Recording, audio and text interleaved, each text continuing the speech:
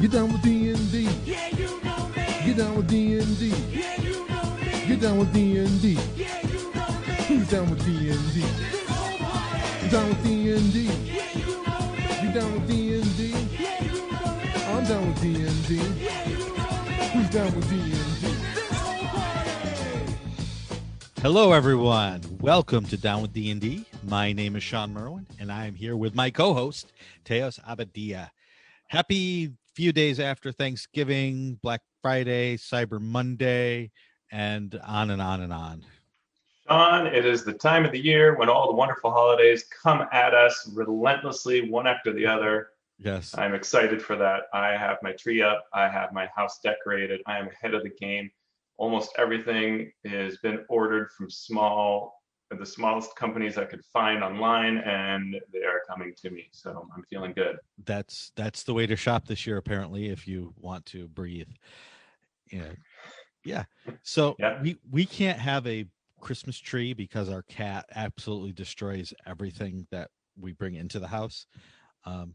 So we have one string of lights that Teos can see behind me, and then It looks great. a group of stuffed Santas, and Group. Nice. a group, yes, a small group, one for each member of my family. That's good. And 3 also mirrors the old stories of like 3 golden bags or balls or whatever they were from ancient times. Anyway, I think you're making that up.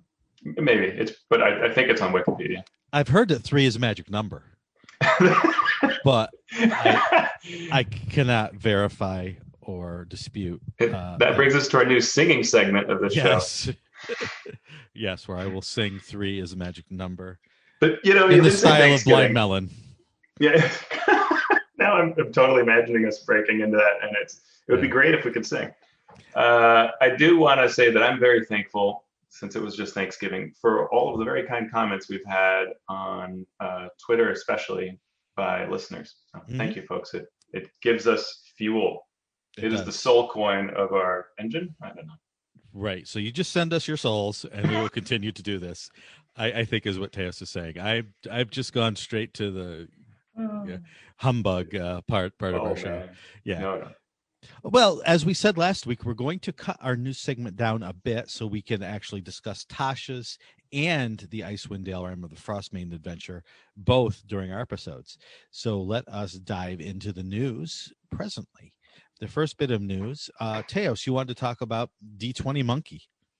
Yeah. So Brian Patterson, who's known as D20 Monkey on Twitter and on his website, he has been a staple of the Dungeons and Dragons scene going back to those, ancient days of, I don't know, 4E, and he began this comic that would come out, at least once a week, and you could check it out and kind of laugh along with what the characters are doing in their lives at the gaming table. He brought us into the world of Carthroon, all these really interesting pieces, and he used that comic as a vehicle to talk about a lot of different important subjects, often kind of hard subjects, but done lightly through the comic. He posted the final comic on November 25th, and it was, I think, very emotional for all of us who've read it, and certainly for him to end this wonderful series. And so I would suggest, if you haven't seen this comic before, now it's a finite project, and go out and check it out and go through it. It's wonderful. And if you are a fan of it, I would recommend going and leaving a message in the comments, because I bet Brian would like that. So Thank you, Brian. Yep. We have, with the ending of one, we have the beginning of new, with 2 shows that are on Ginny Loveday's Twitch channel. The first is called Designer's Den. Now, Ginny is an organized play champion, and has been very active in the organized play community for a number of years, as well as being a writer, editor, and so on.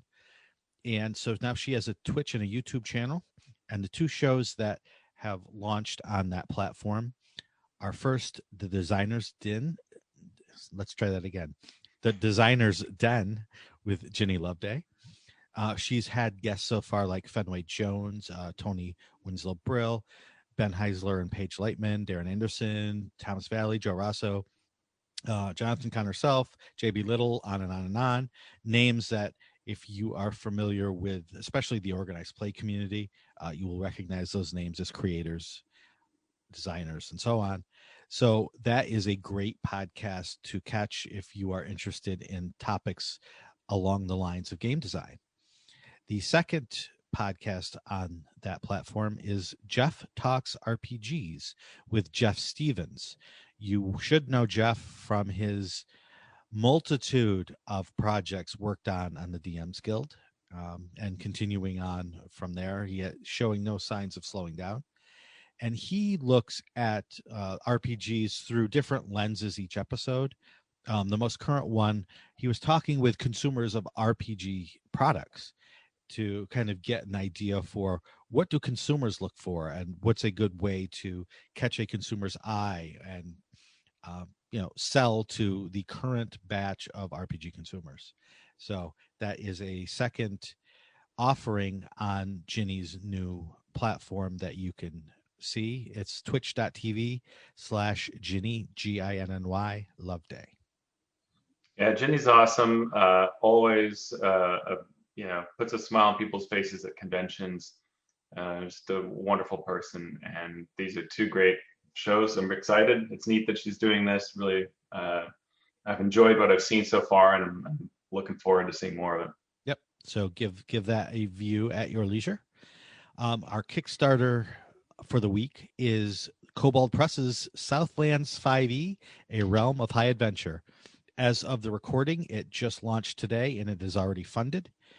Wow. I think they were asking for 50,000, and they have shot past that already. The Southlands is a Kobold Press setting that they've done for the last few editions of D&D, but they have updated it now for 5e. It is a self-contained and standalone campaign setting.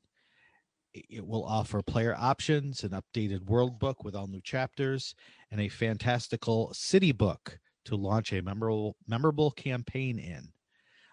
So the Kickstarter itself offers that hardcover Southlands world book in both regular and limited editions, a hand-tooled leather edition, if you so choose, the hardcover City of Cats, which is the home base for adventures, and then a softcover Southlands Player's Guide with heroic options, subclasses, and races.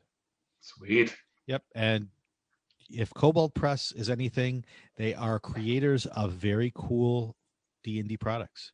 Yeah, absolutely. You're getting a quality, not just a quality product, but a quality game product as well.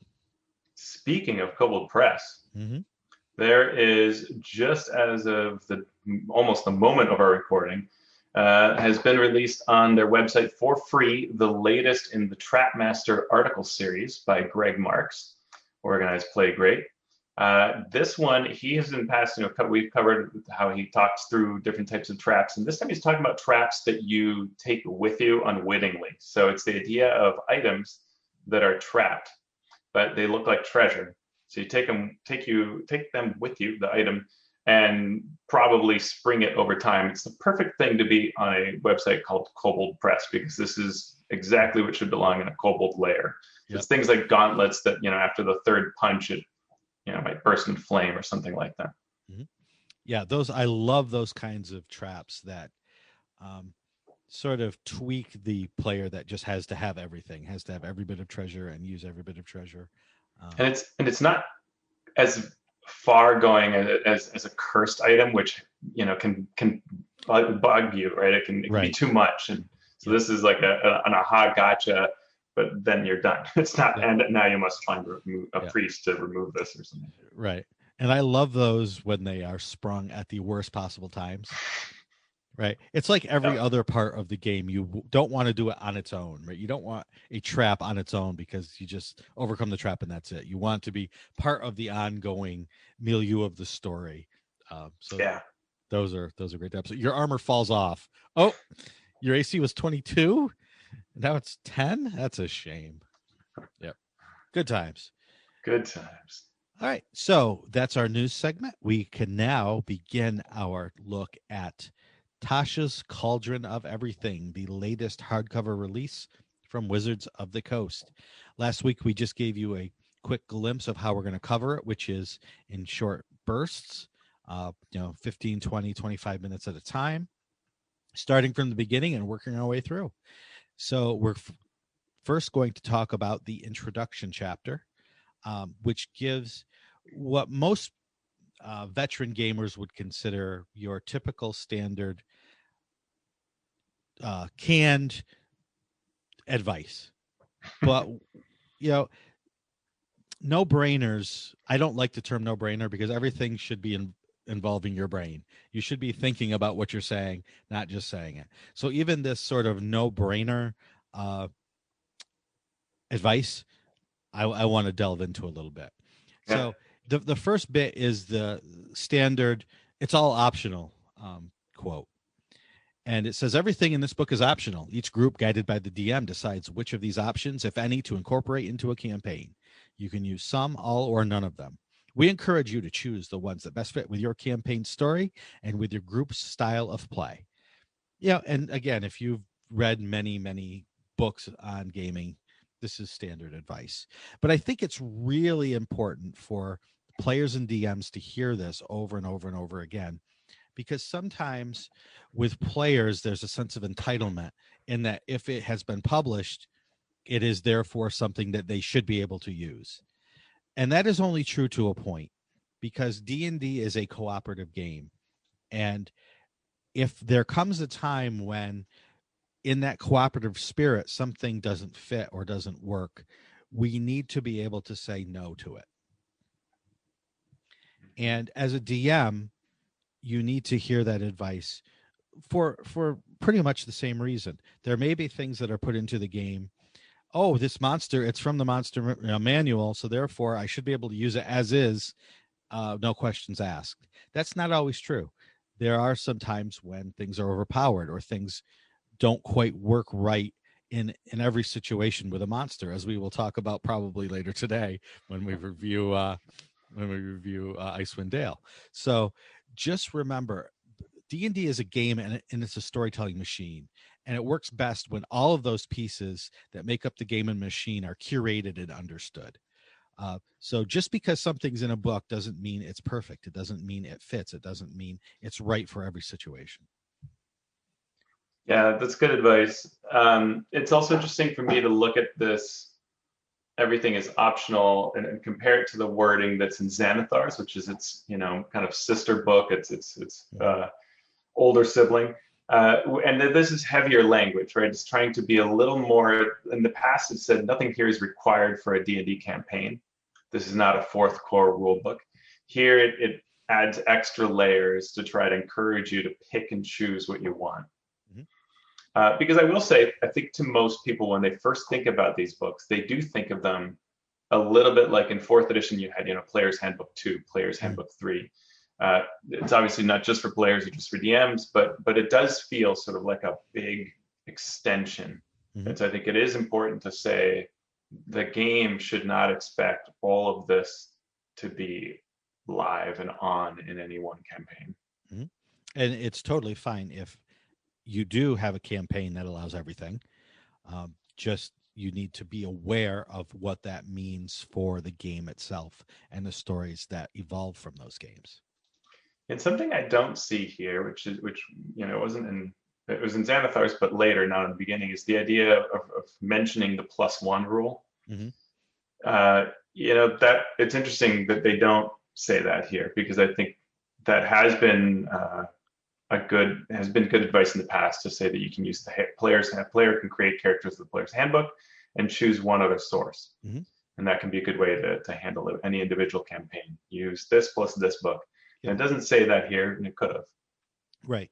And that goes back to that guidance of curating what you want in your campaign, because different elements create different experiences.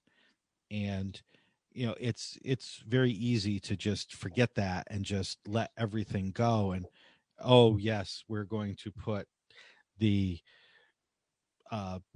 magic rules from Dark Sun what's that called when you Is it filing? defiling, right? Yeah, okay. Dark Sun comes out, defiling's in it. I'm just going to use that in my campaign because it's out. And if you don't stop and think about what that is actually going to mean, not just for the mechanics of the game, but for the story that's in your game, your things are going to get out of control pretty quickly. So Yeah. it's just good to be reminded every once in a while, especially if you're so steeped in all of the rules, that it's okay to say no. It's okay to curate and to cull these extra rules to create the experience that's best for everybody. The next is a sidebar, a note about Unearthed Arcana. And it reminds us that much of the material in this book originally appeared in Unearthed Arcana articles. And some of those articles and offerings from Unearthed Arcana didn't resonate with fans and were set aside. So they thank the fans who gave feedback on these Unearthed Arcana articles to help refine them in the forms that they're presented in Tasha's. And I think it's important to remember how much 5e has been shaped by playtest feedback and questionnaire feedback. Yeah. I know there are things in the game that some of the designers would not want in the game, but the players reacted so well to it that it became part of the game anyway. And sometimes they don't agree with the feedback given, but they alter it a bit so its presentation is different. And I think in this book, there were some very hard discussions that took place around psionics being magic. Mm-hmm. There was a feeling by Wizards, for whatever reason, that has already been done. It's already been said that psionics equals magic. So we're not going to change that, even though people seem not to like it. But we are going to maybe not put in some sort of lots of psionic subclasses in this book.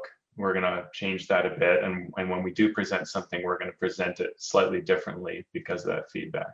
Mm-hmm. For sure. Next in the introduction are 10 rules to remember. And the first thing I thought was, wow, they must really feel it's important to repeat these. Yeah. Because obviously, especially from new or beginner players, they may get lots of questions about these things. So they give 10 rules to remember. And before I did, I wanted to see several. I wanted to see pages worth of FAQs, basically. What are the most misunderstood or, rules that have been used incorrectly? So I 3 right off the top of my head. When I've run games at conventions, I'll often, run 6, 7, 8 tables over the weekends and seeing new and different players each time. What are the rules that are misused or misunderstood the most? The first one is flanking. Sure. At least one player in every 10 that come to the table, we're playing, if we play with minis, they're going to say, and I move over here, so I'm flanking, I have advantage. And I'm like, whoa. That's an optional rule. That's not, that's not in the player's handbook. They're like, really? I'm like, yes. So flanking is an optional rule. And I could go on for days talking about why I dislike flanking. But just remember that especially if you run in public, or if you're running an official campaign using only the player's handbook rules, flanking's not there. Another one is the way armor class is calculated. A lot of us are used to previous play sets, let's say, where you can stack bonus upon bonus upon bonus upon bonus to drive your armor class sky high. 5e is not supposed to accommodate that because the numbers are supposed to be flatter. So when I say AC is calculated in one way, not multiple ways, what I mean is if you are a barbarian and you get to add your constitution bonus to your armor class, and you multi-class as monk, where you can add your wisdom to your armor class, those two do not combine. You have to choose one way or another. So if you have an item or a skill or a feat or anything that says you can figure your armor class by taking blank and adding blank. You can't do that in other areas. You can only do that for the one. You can choose which way you do it, Right. but you can't combine ways. Yeah. And the last one I wanted to point out was inspiration. I thought was a great addition to the game. It wasn't a perfect system, but it was a nod to sort of more story-based, indie-based games, using character traits to gain bonuses or take penalties to get a bonus later based on the traits of your characters interacting with the story. I thought, cool, we're moving in the right direction. And then inspiration started to be used as a reroll rather than as to gain advantage on a check. Yeah. Now, just a reminder to players out there, advantage does not mean reroll. Advantage means when you make a roll, you can decide before you roll if you want to roll 2 dice and take the higher of the 2. Making it a reroll makes it much, much stronger than it should be. Yeah. I could spend hours talking about this one because in comparing them to action points or anything, but it's what you're saying is absolutely true. They are not supposed to be rerolls, but you do see that both the desire from players and even DMs using it as rerolls all the time. And that's an important design distinction that I think we talked about before, is if you give players something that feels so good and works so well, they are going to either purposefully or without thinking about it do that rather than do something else. So I'm not waving a finger at the players that want to do it, because I understand turning a failure into a success feels super good. And designers should come up with a way to do that and have for certain feats, for certain abilities in the game. But inspiration is not one of them. So let's talk about those top 10 now, rules to remember. 1, the DM adjudicates the rules. Cool. Even in organized play, the DM needs to have that ability. They need to have that option open to them, but they need to understand the power that comes with that ability. So if you are going to, as the DM, adjudicate rules in a certain way, think about the consequences of doing that, whether that's in the favor of the characters or not, because what you do affects both the game and the story. So players, I always tell players, trust your DMs, and I always tell the DMs, act in a trustworthy manner, and everyone should be happy. Anything to add to that? No, I think it's good advice to have. It's a good number 1, and before it was a little lower in the list that Xanathar provided, which also has 10 things. And I think it's good that this elevated to the first one, right? It's your game. You have this power. Yep. 2, exceptions supersede general rules. This needs to be explicitly stated in complicated games like D&D, where if you have a set of rules and then something within the game breaks that rule, you need to say, breaking that rule is fine because this supersedes that. I think it also needs to be clear, though, that the general should always be the default if those exceptions that are supposed to supersede those rules are vague or just hinted at. General should be the default. And let those exceptions be exceptions. They are designed to be exceptions, not just, well, we're going to break the general rules because I feel like it. The other thing is that these rules are for both a player and DM, because the book is for both.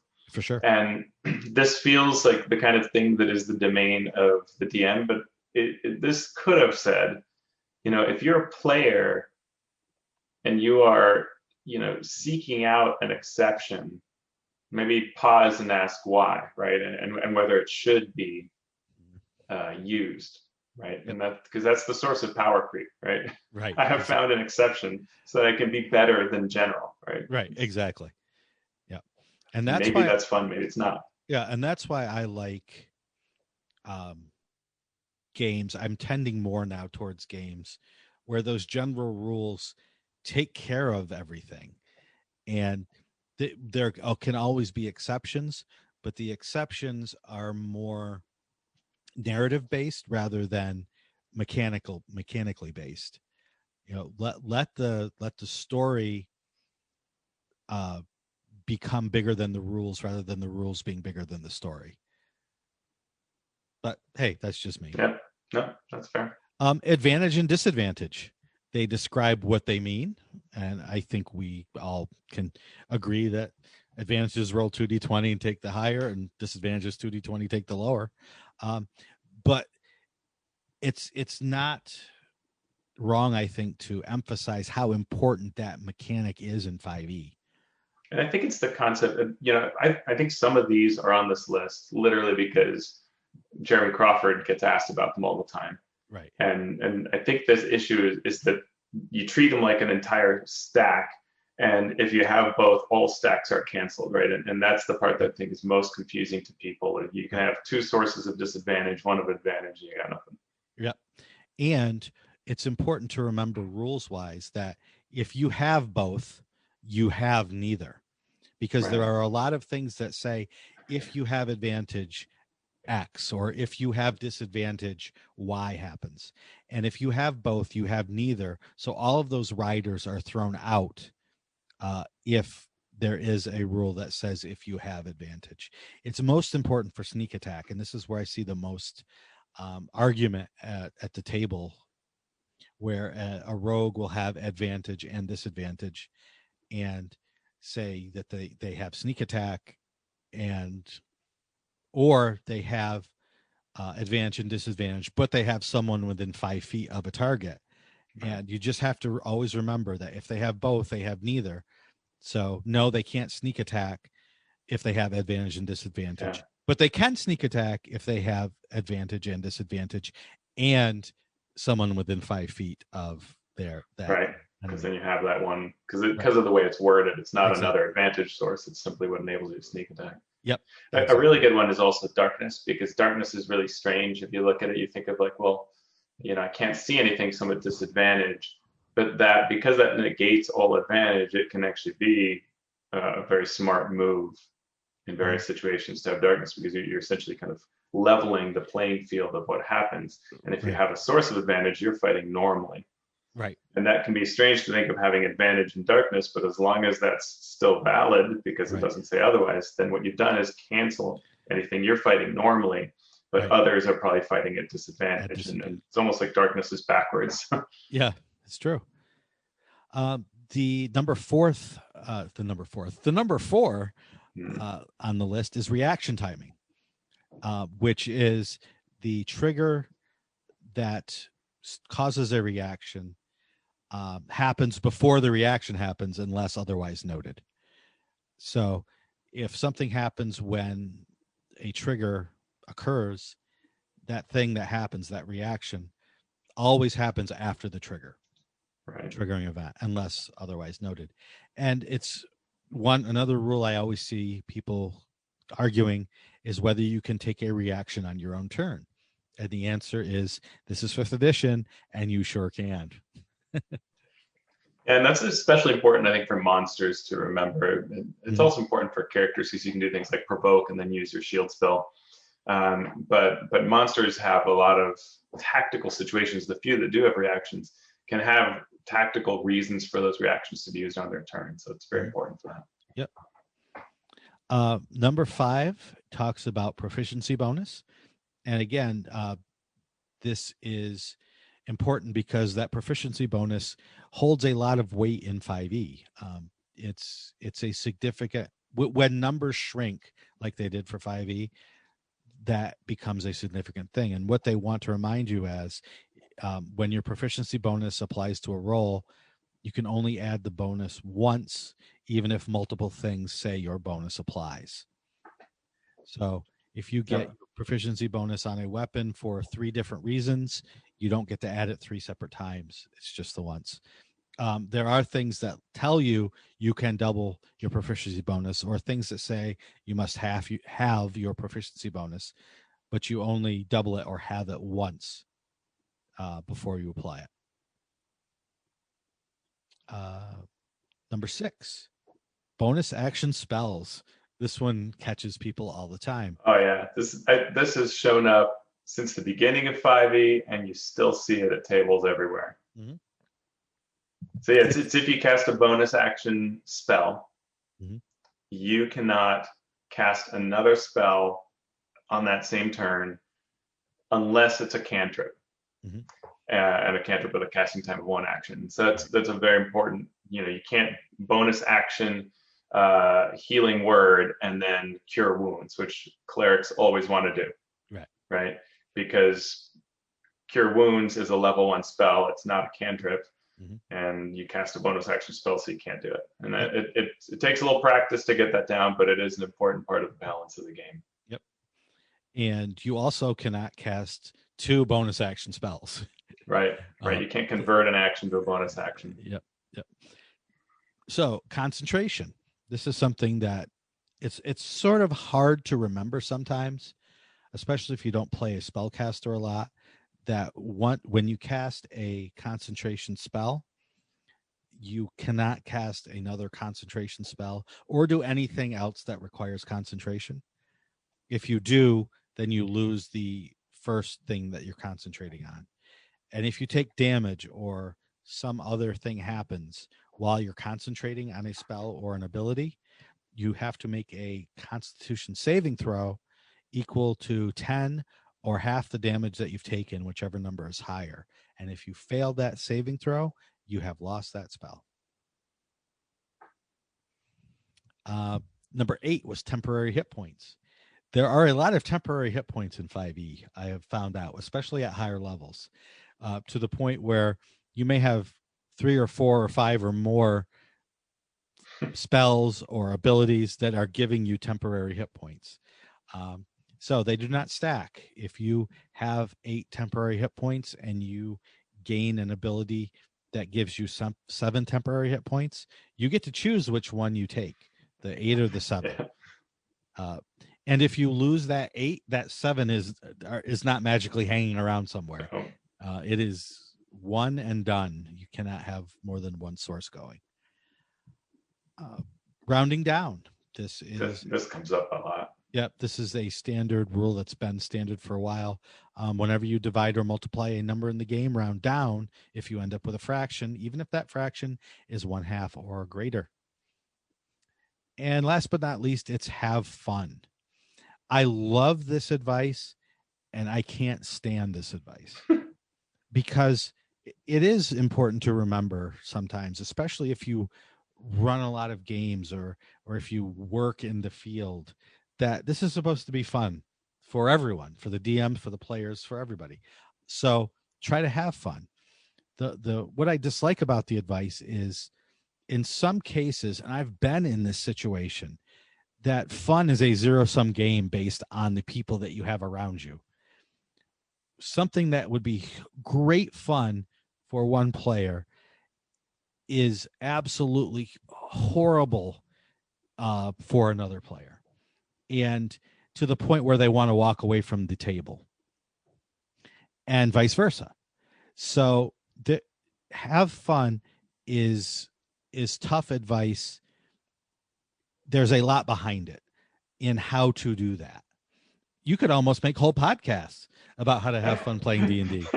We should try that. Yeah. So what I would rather see them say is facilitate fun. Whether you're the DM or a player or someone watching, think about everybody at the table and work as part of the game to make sure everyone has fun. That's the advice I want. Yeah, that's good. I like that. That is a better emphasis, because there is a big difference between that selfish have fun and the group have fun. And this does, the way it's written does not delineate that, and it should. Mm-hmm.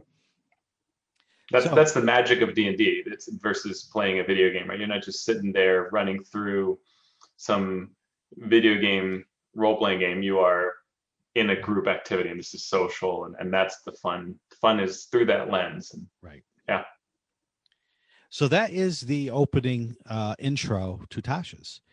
We're going to really quickly touch on the first part of chapter 1 here, which is character options. I've done my talking for the day. I'm going to hand things over to Teos now.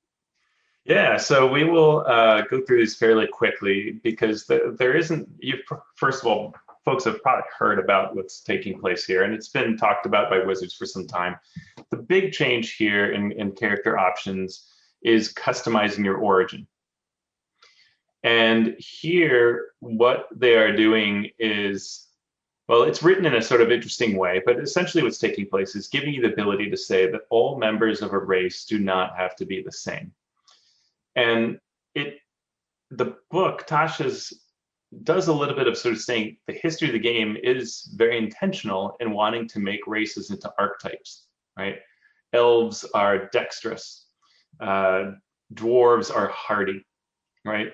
And that is why ability scores were tied to them for a lot of the game. But it's all changed over time. It wasn't exactly that at the very beginning, and it wasn't that in the middle, but it's changed over time, and it's been a powerful tool to be able to say elves are, you know, thin and graceful, and dwarves are hardy.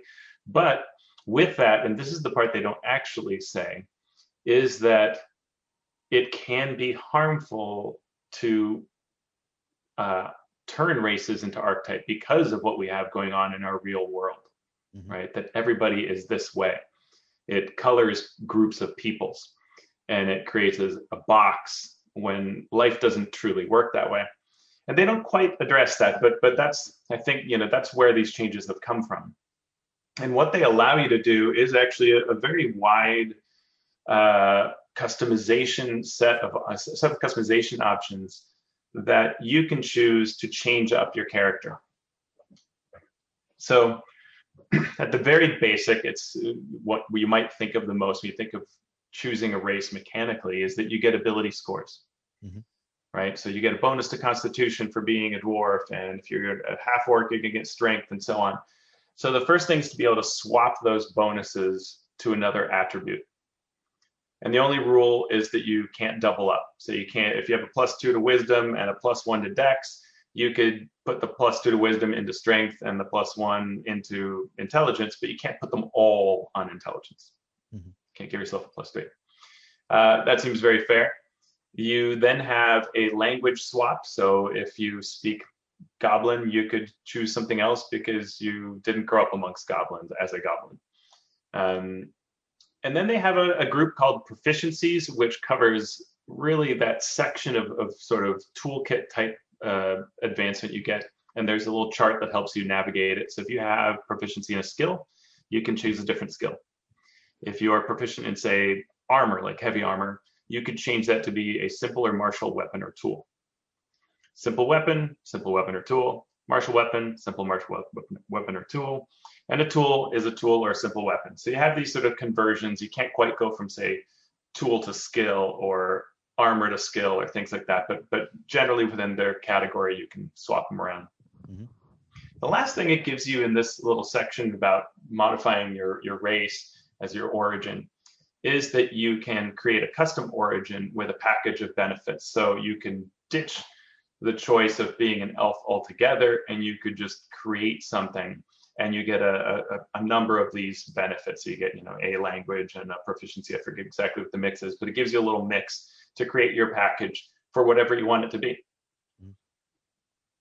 Yeah. Anything you want to add to this part? No, I think that makes sense, and I'm glad that they kept an eye on power here, because, you know, as you said, this is a change that was long needed, and so I'm glad it was made. But this story, you know, lore driven hobby we have is also a game, and it's a game that sometimes people try to break. So it was good that they said, well, yes, you can switch out your armor proficiency to gain a simple martial weapon proficiency or a tool proficiency, but I'm glad they didn't say you can choose a tool proficiency and then be proficient with heavy armor. Yeah, and that's an interesting thing. Nothing can be turned into armor, and that is smart. You're right. And so they did this responsibly by keeping an eye on, the power creep and the mechanics of the game, which I'm glad they did. It's also, this was fascinating in a Dragon Talk podcast episode. Jeremy Crawford said that they don't see ability score bonuses from Origin Race as being part of game balance. And I had to really kind of think on that. But I think where it's coming from is that combination of you rolling or point buying your ability scores plus race is a swing that the game tolerates, is the way I think of it. Okay. And it doesn't matter that you chose elf or half orc or whatever, that the game does not rest upon that decision, is the way I think of it. Okay. Maybe Jeremy would say it otherwise, but because No. I thought that was so fascinating to say that this is not part of game balance. I'm like, this is what people sit there scratching their heads of, which is my optimum race choice, right? But I think that's where it comes from, is that the game balance tolerates this. Mm-hmm. And that makes sense.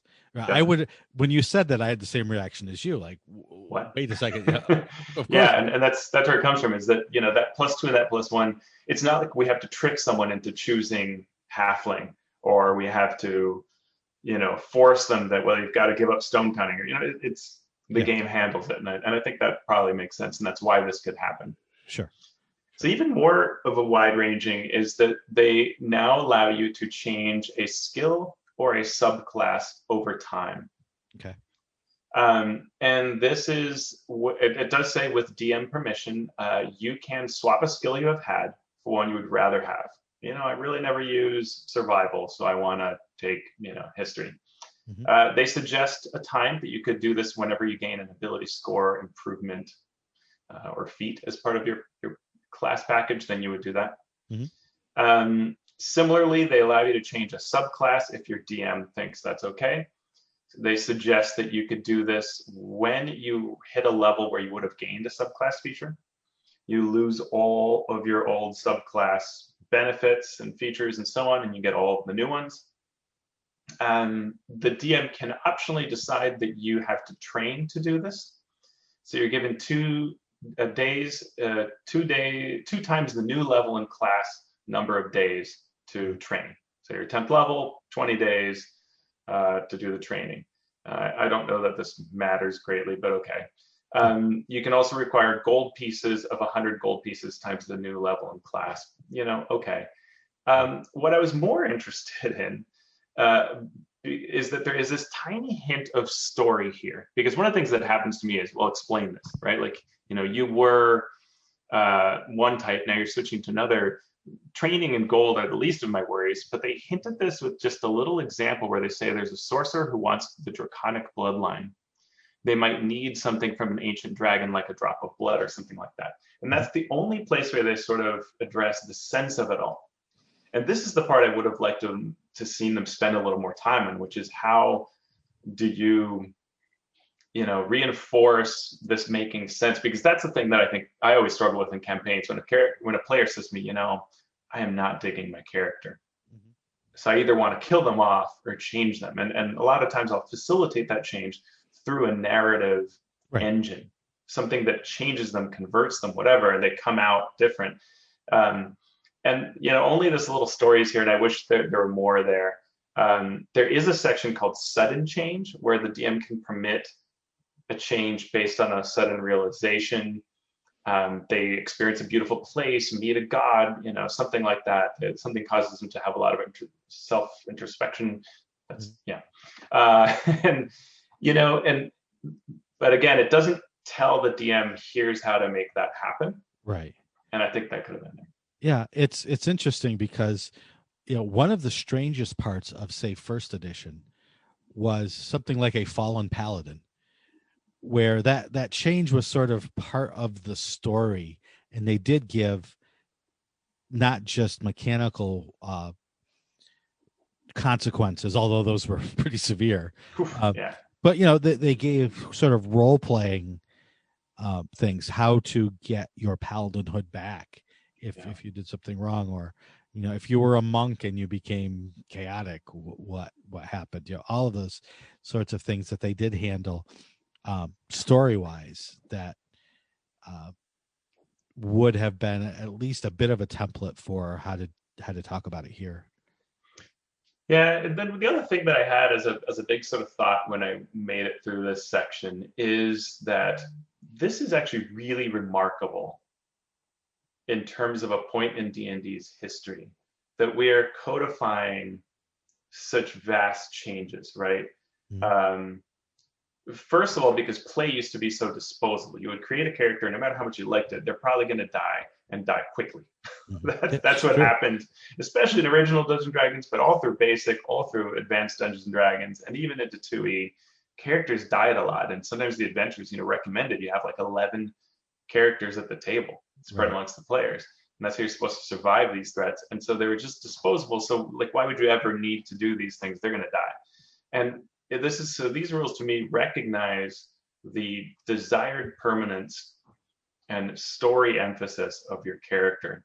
Mm-hmm. And then because we're attached, we want them to be memorable and to fit our idea narratively of what they should be. And so we want to be able to tweak them. And now it's fully legal to do so, right? That's interesting. Yeah. Well, that is the beginning of chapter 1, talking about customizing your origin. And we will continue next week with our look at chapter 1 and onward in Tasha's Cauldron of Everything. But we are now about to go into the frozen north, Teos. We are about to visit more places of interest in Icewind Dale. Last week we had talked about the first 4, I believe. Yeah. Najuke's Bell, the Black Cabin, the Cackling Chasm. No, 3, because we didn't talk about the Cave of the Berserkers, which is what we will cover now. So we will continue then our look at these interesting and exotic places and quests in Icewind Dale, Realm of the Frostmaiden.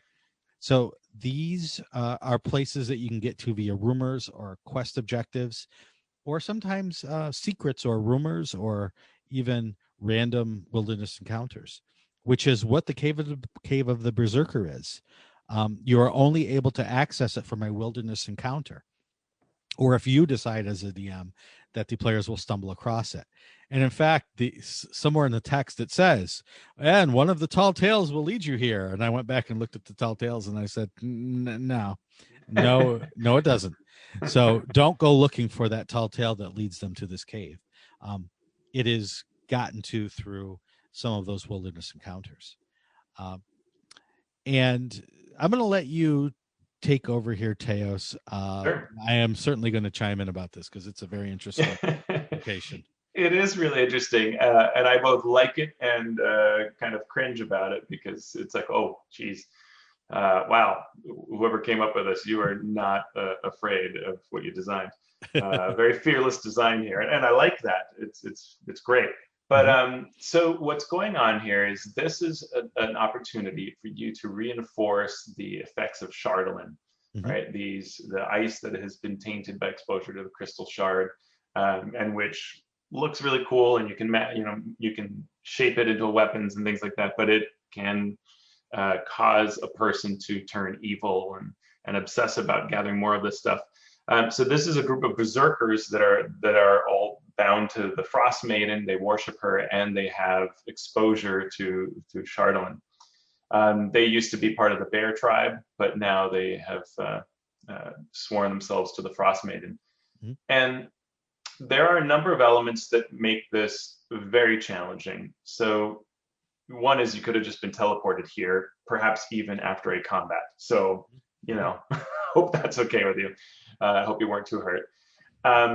The second element is that, and this is just, we should just say it right out the bat, which is that while you are inside of this lair, the berserkers cannot be dropped below 1 hit point because of a magical stone brazier that cannot be moved or damaged. A dispel magic dampens it for 1 hour. So that's good. Otherwise, you have very few ways that you can handle it, and the characters probably don't have them at this level. Right. So you're looking at invulnerable enemies, and you were teleported into the middle of them. And there is no role-playing angle like there has been with the Knolls or other aspects like that, where you can say, "Oh, let's talk our way out." No, it's they are going to murder you. Yep. Um, the thing is, it actually, this is an opportunity, I think, where it could have really driven home the horror angle and made this into a "you must escape," but it doesn't really do that. It in some ways treats it as a normal encounter. So it's very important, I think, because I think it's a fun one to run, but you've got to, almost stamp onto your very own forehead, these things are invulnerable, and there probably isn't much of a recourse here. So I've got to help the characters do that, because if I, as a player, am dropped into a place where the creatures are not dying, I'm going to make the game assumption, the metagame assumption, that I must interact with something in this place to turn that off. Yep. And that would be a typical and normal conclusion to draw. But in this case, you will probably not be able to do that, even if you find that object. Right. And that's where it's kind of tough. Like, it's not just break the pillar or something like that, or something you probably have on you. You could easily not have anything. And so then really is, I got to escape. Yep. And fleeing is horrible in D&D unless you really set up the scenario for it. So it's touchy, and I think that's where in running this you have to think through it. Yep. But let's talk a little bit about the setup of this place. It's a winding, if you approach the normal way, sort of a winding path, elevated path that snakes up towards this imposing looking mound. There's some or maw, and it really is a maw. There's some great artwork of this kind of face in the rock, and you go through this to get into the place. But just to the side of it is an area where you have 2 white dragon wormlings. And in this kind of situation where you're on a winding path, you are in breath weapon formation right from the start. I thought it was interesting that this is another one of those layers where there are 2 potential entrances. One, go up the main one, or there's an opening, a sluice where water comes out. And so if you see that, you can climb into that. If you do climb into that, though, you're climbing right directly into the layer of the white dragons. And even though they're wormlings, you're still a low-level party probably at this point. 3, 4, 5 in that area. That could be, if those breath weapons recharge, you don't do enough damage quickly. That can be very, very sticky situation. And even if they handle the wormlings well, then you're going into a place, and characters don't know this. They think they're going into a normal layer or something like this, but they're going into a place where the creatures can't be killed. That's rough, right? Like two white dragon wormlings in this type of situation are a exceedingly difficult challenge. And then you're going into you're probably going to go and hurt, or at least low on resources, and wow. So a couple things just about this layer in general. The description of the entrance is a portico. And when I first saw that, I thought, oh, they must mean portcullis that's blocking it, because they actually give you the stats of the portico and how you can break the portico. And then as I looked at the art, thankfully there was art, I'm like, but there's no blockage to the entrance. So I thought maybe they do mean an actual portico, which is not a barrier to an entrance, but the decorations around an entrance. So just if you're reading and you just happen to read portico and it doesn't click what that means, the entrance is not blocked. It's just finely decorated. So you probably will not get your characters trying to break the portico, because it really doesn't serve any purpose to break it. And I like that with 75 hit points, they'll even have trouble killing the portico. Yes, this is true. You die while you're trying to break the decorations around the mouth of the cave. Yeah, and the art is gorgeous. It does simply say that the 2 white dragons are watching this area, so it doesn't give you anything about, maybe they're not around, or that. I mean, it assumes they're going to come out and pounce you. So right. So those dragons can be wild cards. Although it doesn't give them any reason to talk to the characters. It basically just assumes that they will attack. just as it assumes that the berserkers will attack. So I wanted to talk a bit about the berserkers in this invulnerability. Things to remember, things to play up. As Teos said, this is a perfect time to play up a horror angle of this sort of Jason Voorhees like figure that you keep hitting and hitting and hitting, and he just keeps coming after you, and he's smiling about it because he knows that you can't hurt him while he's inside the cave. That's important to remember. It's also important to remember that as written, there is only one berserker in the layer to start with. So hopefully that one berserker, while he is able to damage the characters, it will give the characters time to come to the realization and make all their skill checks when they realize that he can't be killed, why it's happening. So you as the DM can play up that angle for maybe a round or two of this guy's unstoppable and you don't know anything about it. Then let them know why. Get them that information quickly of you can't do anything to this guy and there's nothing you can do about it right now. I did not realize it was only one. That makes it a lot better. It does make it a lot better, except as written, as soon as the characters leave, 3 other ones come up the entryway. Now, what's also important to remember is this only affects these berserkers while they are in the cave. Right. So if played carefully, right, because this is all about creating experiences as the DM, you can create the experience of, and you should always, when you design, think through the most likely experience. Characters get teleported in, right, because they find the ring elsewhere. Oh, on goes the ring. Let's bring everybody. Okay, everybody pops in. There's a guy who's right there and he attacks you. Okay, we attack him back. We hit him 3 or 4 times. Well, we're still hitting him. And then you can say as the DM, well, that blow should have killed him based on all the wounds on him, but he's not stopping.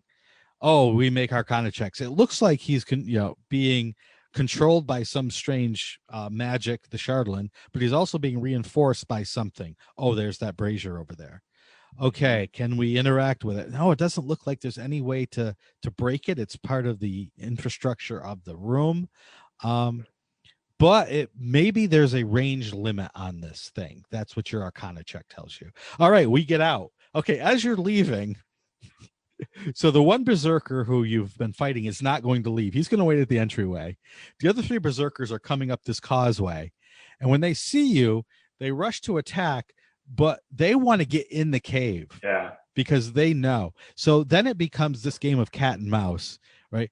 Are we going to go into the cave after them? Because they're not going to come out after us because they want this protection. Or maybe one of them comes out, hits you a bit, and then runs back in. Yeah. So you could make a multiple genre experience of horror and then sort of high magic and then sort of a cat and mouse, almost comical. And I think you're right that fun is in them knowing that if these 3 berserkers get into the place, that's bad news, right? So if you can hold them, that's the win. That's the fun challenge to do, right? Hold them outside. Don't let them come in.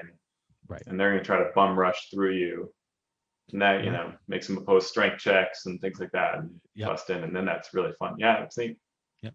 So it can be fun. You just have to be very careful the way you present it. One of the problems with this sort of encounter area is that they don't talk about any interaction between the white wormlings and the berserkers. They're living in basically the same layer.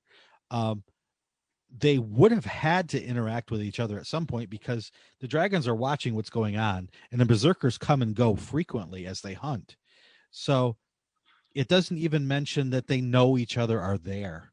It must be that the Frost Maiden has assigned them there, and so they must coexist. But you're right. A little bit could have explained that. But and so you as the DM can change that story to fit your needs, right? If the players are about to get wiped out, those white wormlings might come in and drive the berserkers away, and then tell the characters, you must do tasks for us because we saved your life, right? You could do lots of different things with that. because it doesn't hurt the story because the story doesn't account for it. Yep.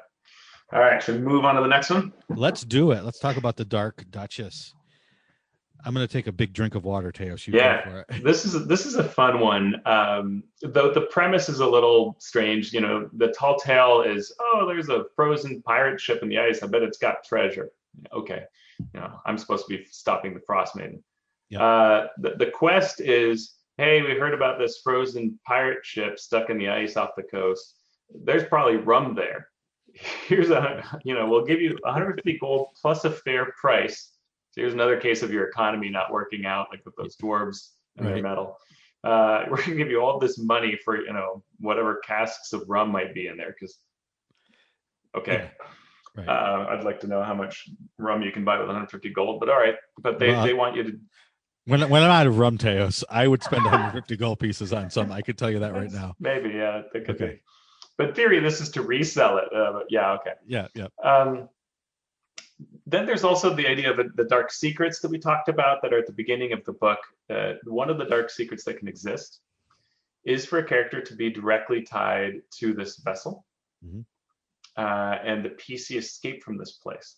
So you might have a PC that knows a whole lot about this and maybe wants to return, maybe doesn't. So that's interesting. The ship is a Luskan pirate ship that got caught here. And what makes this place really interesting and dastardly is that the white dragon Arviaturus, she stores her treasure here.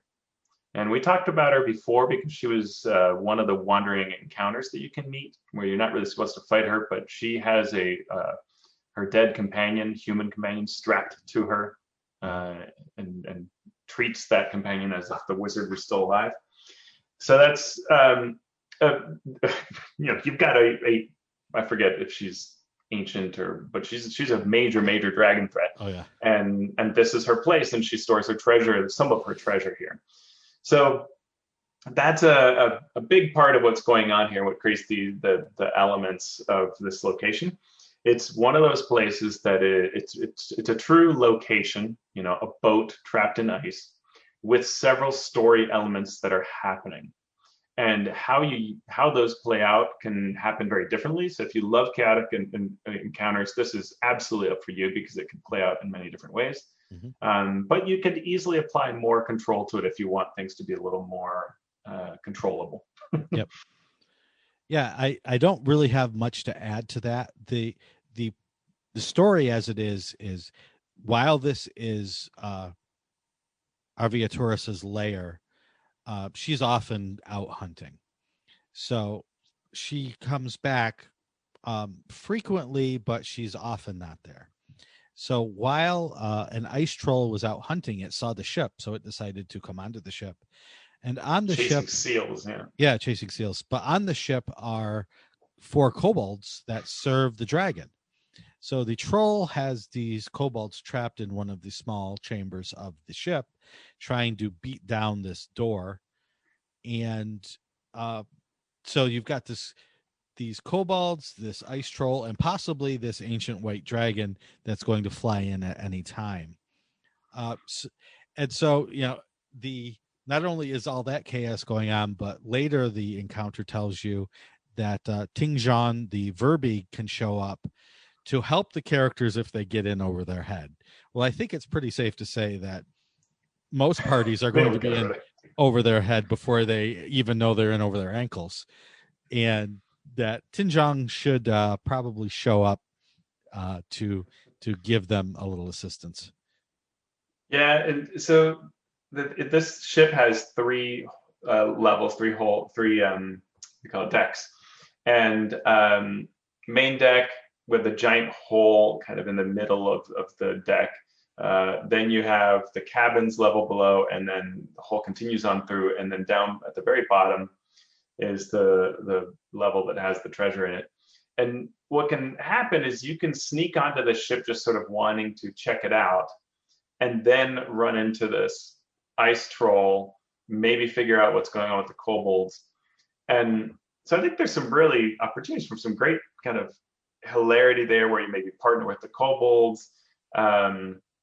it could be pretty interesting. There's also like the Captain Blue Moon is dead and sealed away in the cabin, and I was sure that was going to come to life, but I guess they figured we can only have but so many elements. Right. Yeah, and what was odd about that was it said, he starved to death before he froze. And I thought, okay, well, he could have gotten out of the ship and actually walked across the ice because a bunch of people from his ship did so. But I guess he wanted to go down with the ship, even though the ship didn't go down. But then it said, his skeleton is there and it has these things on it. And I'm like, wait a second. He froze to death, but he has a skeleton. I that was completely lost on me, but feel free to change it if the players are like me and go, how come he's a skeleton if he froze to death? Did someone strip him of his flesh when no one was looking? There was a heat wave. Yeah. And then it got cold again. Exactly. You know what happens if you freeze and heat and freeze and heat and freeze and heat. Skeletons. Yep. So so just keep that in mind. The other thing that I am terrible with maps when there are multiple levels, because I can never tell what levels how the levels meet up. So it took me forever to realize that D1 on the cabins deck is the same as D1 on the main deck. They are the same area. So just keep that in mind. If they had just put a little D1 over both the main deck and the cabin, because they're the same level, then that would have saved me about 5 minutes of looking and pondering and trying to get my verbally processing brain into a spatially processing area. Yeah, that's a good point, because the middle of the three decks that plan and that they show in the deck plans is really just showing that under those aft and fore decks are these cabins. Right. So that's what they're trying to show you there. Yeah, so you're right. And there is a little bit of the problem that we talked about last week, where in certain areas of this ship, there are spaces where you may have combat where no one can really move. Yeah. So again, just make it larger, or do whatever you need to do to make it work in that situation. And this is the kind of, even if I love minis and I have a ship mini, I would probably run this Theater of the Mind, or just reduce the number of rooms, because it's just going to be, when everybody's in tiny areas like that, minis play is just not particularly fun. So you want to open up the play. But in Theater of the Mind, it all works fine, because you don't worry about that. Yeah, you can fit. Sure. Yeah. And one thing I love is how in one area the treasure is frozen into something. It's frozen, so there's layers. So at the first layer, you get certain amounts of treasure. Then you have to dig down into the next layer to get the next. And the whole time, you may be waiting for a dragon to come back. So if you let them know, if you let the players know that, there's been a dragon here, and there are, you find a couple of white scales here that were obviously recently molted off of a dragon, that becomes a tense thing. As they're trying to dig through these layers to get to what is basically more valuable treasure as you go down.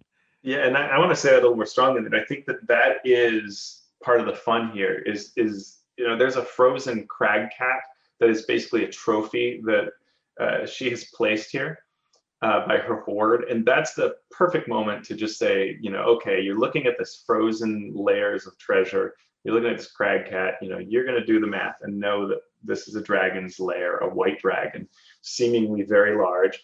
And, so what do you want to do about all this treasure here? And it's going to take you an hour for each layer, which a layer of treasure, frozen treasure. And, you're going to expect, of course, the best stuff at the bottom. And maybe you can even see some of the items, through the ice. Right. But each hour is a 20% chance the dragon shows up. Right. And what's really important here is, so there are a couple fun things also in the treasure. Like there's a fake wand of Orcus. Because everyone needs a fake wand of Orcus. That's great. I'm just sad they didn't put the Acquisitions Incorporated brand on it. Right. That would have been, that would have been great. That would have been perfect. But then, so, if the dragon doesn't show up, it's almost like a letdown. Though certainly the Ice Troll piece is fun. But the kind of crazy thing, and there's not a lot of supporting text here is how this feels if the dragon shows up with this map and what the characters are going to do. But I love moments like this because the players are probably going to come up with something clever if you give them the very important news of you can't win this fight. Yep. And that's something I would do automatically, right? Like the moment they hear it, it should be something so horrendous.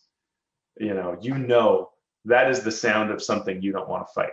Mm-hmm. Now you see it. This is a dragon larger than any, it's what you've seen in the storybooks, mm-hmm. leveling armies, right? Like just, if someone thinks to attack it, I would say, make me an intelligence check. Yeah. It's going to vaporize you, right? Like, okay. So that very quickly you want them to go to, we need to cleverly escape from this thing. Yep. If that is not the message, then this is going to end in tragedy. Yes. So you want that to be the fun and for them to work hard to try to get out. There are some options, like it points out that if the characters are somehow to dislodge Melthorund, the dead wizard that's strapped to the dragon, that will cause the dragon to completely lose focus and mm-hmm. try to regain him. And so there are a number of possibilities there. And of course, Tingjong, the Verbeeg, can show up and cast Fog Cloud to cover their retreat, which may be necessary, but I think it's fun to see what the players could come up with, what their characters will do. Sure. Yeah. So overall, that's a pretty fun area and set of encounters. But again, you as the DM have to sort of decide what experience you want to give, and then wrap it up in that sort of package. I think we're going to push forward and do one more because we've only done two today. Let's do the third and final one today, which is Id Ascendant. And if things have been weird before, things get real weird here. So the tall tale that leads you here talks about a comet that fell from the sky. And since then, folks have been receiving mental messages in a language they don't understand. They think the comet might have something to do with it. And I bet you could find it easy enough, even in this weather. The quest is that some 10-towners that are psychically sensitive ask the characters to go check out this area because they've been getting this message that's keeping them up at night. And they sense the direction that it's coming from, so they can point the characters in that direction. Or if you want to just release the Kraken right away, one of the character secrets is, I was brought here by spacefaring mind flayers. The ship crashed and I escaped after nearly freezing to death and crossing the tundra. So some of my captors may have survived the crash and might come looking for me. So that, I guess, is a reason to go back to a crashed Spelljammer ship. I just like to imagine all the characters, right, who, now had a couple of weeks of adventuring together, sitting around the campfire, and one goes, yeah, I got a story. I just thought I'd bring this up all of a sudden. Yeah, exactly. Oh, by the way. Yeah, I've flown through space. So Spelljammer confirmed. Yeah, as an area, it is interesting. It is a nautiloid, and Teos can give us the history of the nautiloid in D&D.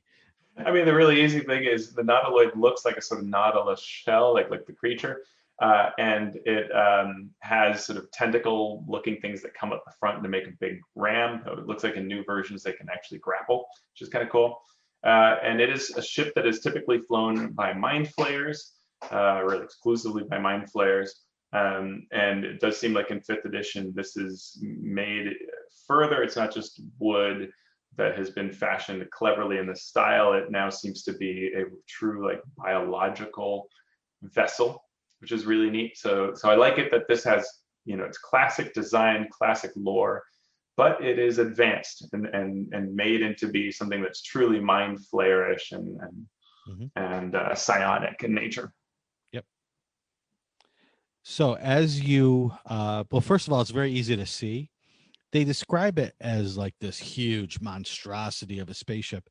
It's actually smaller than the ship that you were just on, but hey, okay, it's big. It's big.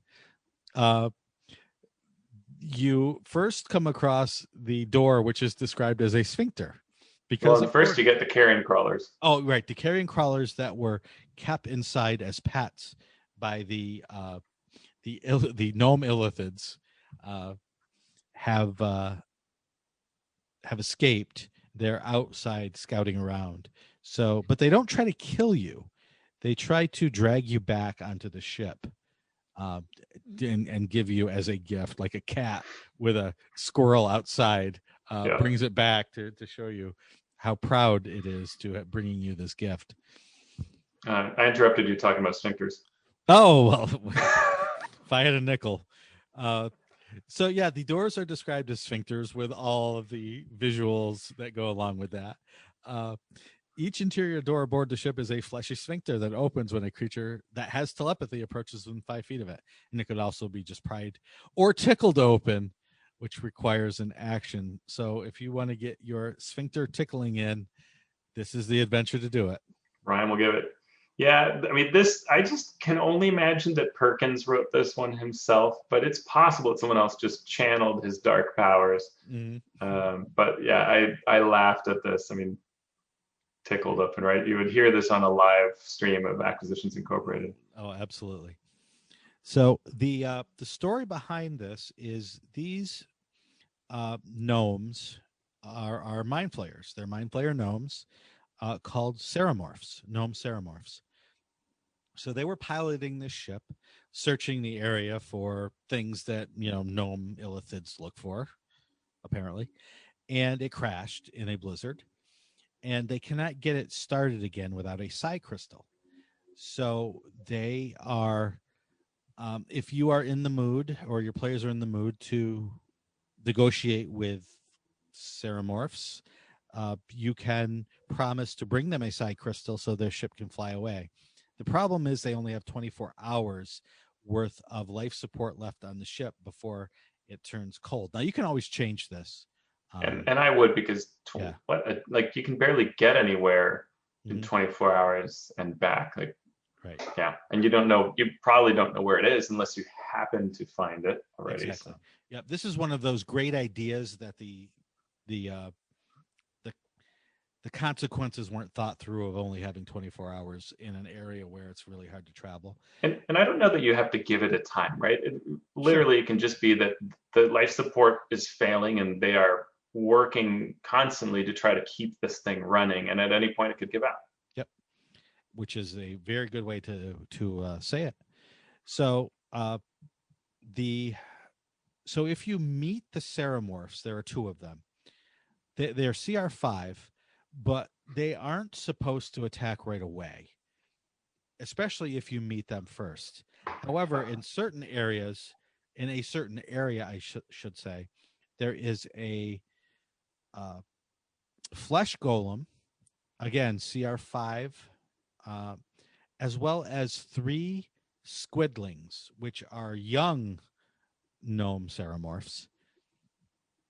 And if you mess with the squidlings, then the ceramorphs are very less likely to negotiate with you, because you're killing their little ones, basically. And these squidlings, for me, are problematic in a lot of different ways.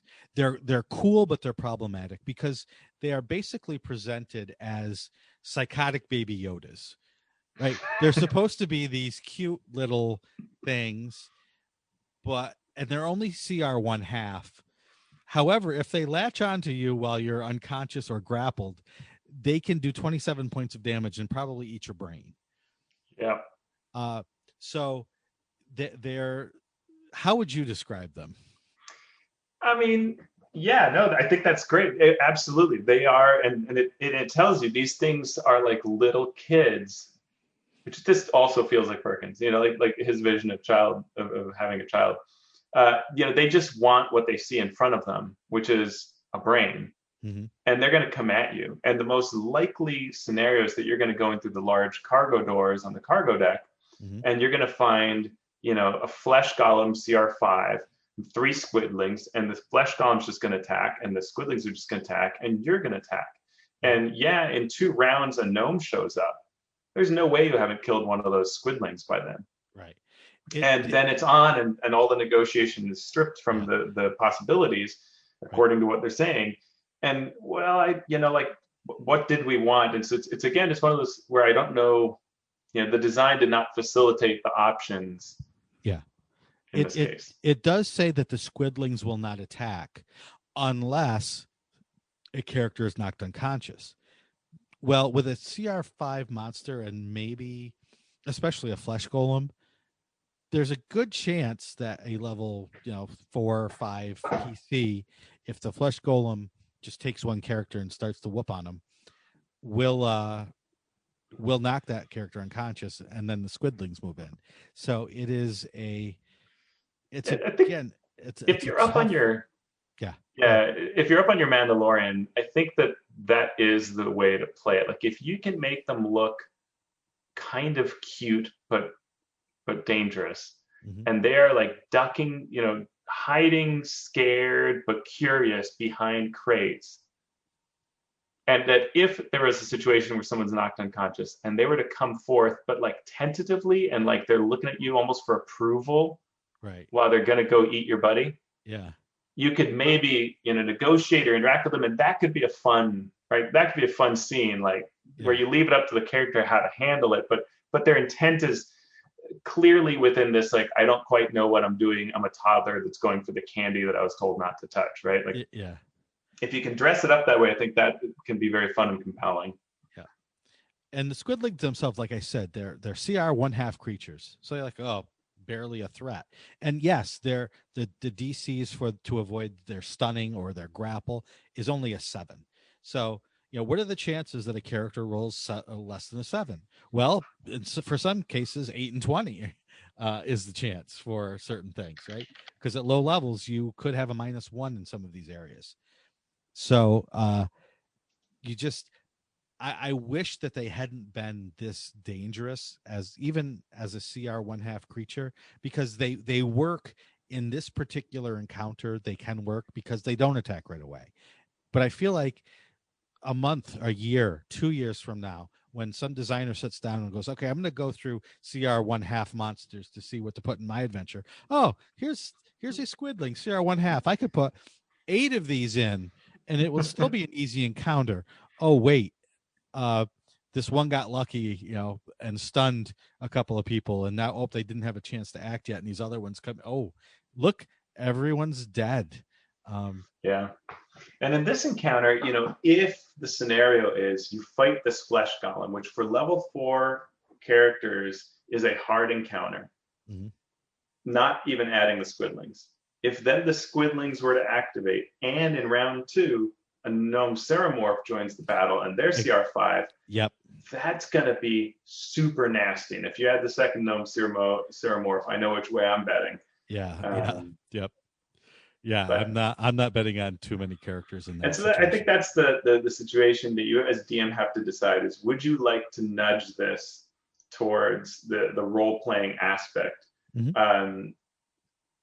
Or do you want to just have this be a fight the aliens? And you can go either way with it, but it's probably worth knowing which one you think you like and which one you think your players would like, and nudging in that direction through your descriptions and through your setup.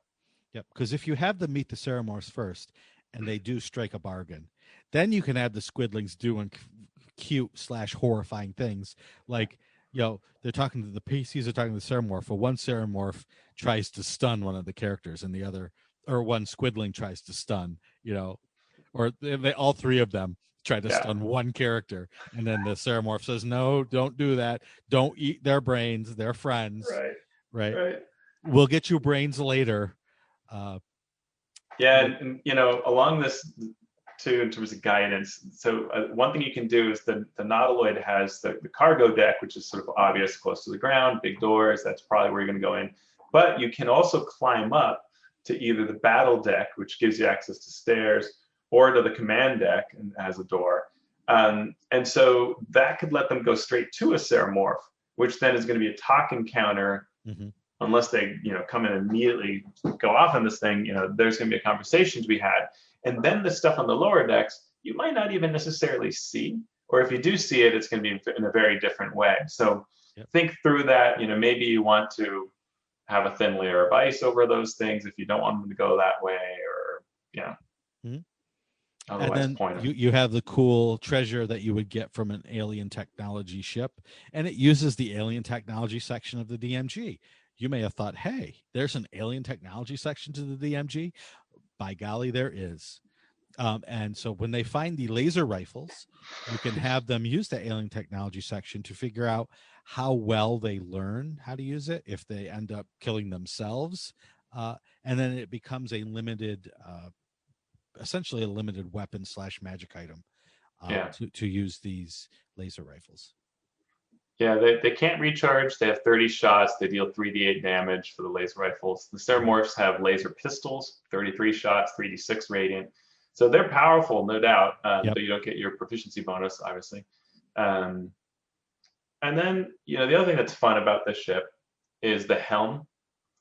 In the ceiling is a bioluminescent jellyfish that forms a star chart or constellations, which is super awesome. That is cool. And the ship's helm has an orb which allows communication with the ship itself, which you get to see in sort of the fleshiness of the walls, and it's sort of pumping dark fluid through its walls. It's really cool.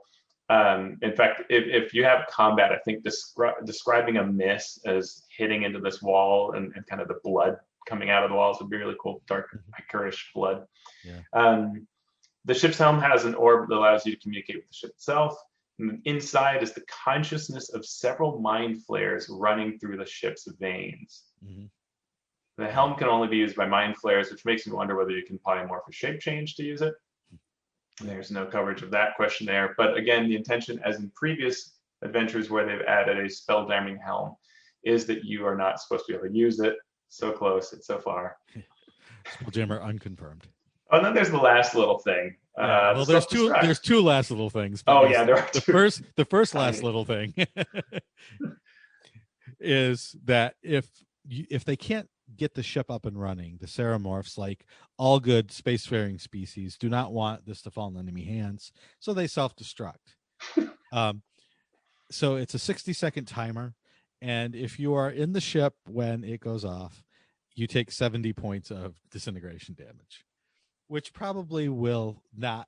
It's more than exfoliating for your PC. Let's put it that way. Oh yeah, that's gotta turn some ash. And hopefully you didn't have big fights in here, because as you're leaving, the Ceramorphs previously let loose a Bulette, or Bulle if you so choose, because they didn't want to feed it. It was something they had captured. They crashed. Oh, we can't feed this thing, and we're going to let it go. So that's sort of hanging around to attack the characters as they leave the ship. This is a wonderful nod to Expedition to the Barrier Peaks. Yep. Where I believe there's art where the robots are like unloading a belay. Yep. And so I love that here. So this thing has been, dumped so they don't feed it. And this belay is CR5. So yep, CR5 also seems to be the gold standard for this area. And you can only assume this thing's going to come from underneath them and just give them all sorts of trouble. So, and I like that the Ceramorphs just forget to mention it. Yep, right. So again, if the characters leave, and especially if they're hurting, that you may want to have the Ceramorphs, if they're on friendly terms, say, "Oh, by the way, we released this creature. It may be out there in the snow somewhere." But I like the idea that if it says if the characters don't kill it, it gradually migrates toward 10 tons. And I think that's where it would be great to just describe like stories of cattle missing, sheep missing, an explorer missing, and just let the players sort of go like, oh, we better go deal with that. Right. And there were strange burrow marks in the area where they were taken. Yep. And I love any opportunity to push the implications of choices, right? So if they were to run away from it, just you want to rub that in their noses as, this is what's happening because you didn't kill it. Consequences are great for stories. So that was the 3 areas that we could cover today. Next time we will continue to cover the other areas of Icewind Dale that are covered in Chapter 2. So, hey, Teos, thank you for sharing your expertise with us again this week. Shawn, it's my pleasure. Thank you for sharing your expertise. This is awesome. All right. Well, let's do it again next week then. All right. Sounds good. It's a plan. It's a deal. And thank you all out there for listening, for sharing your thoughts about the show and about D&D with us. And thank you to our patrons who give us a few shekels each month to Thank you. pay for everything. So you can become a patron by going to patreon.com/MMP. Or if you can't do that, no problem. Thanks for listening. And thank you for sharing our links and our podcast with others on your social media. And speaking of social media, Teos, where can people find you? I can be found on Twitter at AlphaStream. I visit the Misdirected Mark forums, and I maintain a blog at alphastream.org. And you can follow me on Twitter at Sean Merwin, or you can go to those forums at forums.misdirectedmark.com to talk to Teos and I. Talk to Teos and me. I'm getting my grammar straight about what we talk about on the show. Down with D&D is a Misdirected Mark production, the media arm of Encoded Designs. So, Teos, what would you like to do now, sir? Let's go kill some monsters that would otherwise eat our brains. Get down with D&D. Yeah, you know me. Get down with D&D. Yeah, you know me. Get down with D&D. Yeah, you know me. Who's down with D&D? This whole party. Get down with D&D. Yeah, you know me. Get down with D&D. Yeah, you know me. I'm down with D&D. Yeah, you know me. Who's down with D&D? This whole party. They would be very hungry in my case. What? I don't get it.